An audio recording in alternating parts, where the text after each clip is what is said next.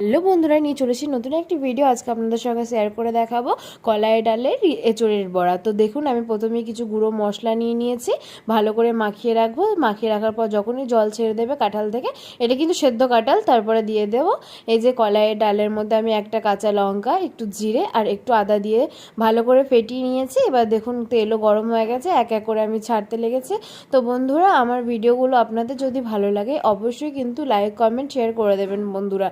আবার দেখছি অনেকে লাইক ভিডিও করছেন কিন্তু শেয়ার করছেন না বা সাবস্ক্রাইব করছেন না। তো বন্ধুরা প্লিজ সাবস্ক্রাইব করে দেবেন আমার চ্যানেলটিকে। এ দেখুন, আপনাদের সঙ্গে কথা বলতে বলতে আমার পকোড়াগুলো ভালো হয়ে গেছে। আমি হালকা গোল্ডেন ফ্রাই করে নিয়েছি, ওপরটা ক্রিসপি আর ভেতরটা জুসি।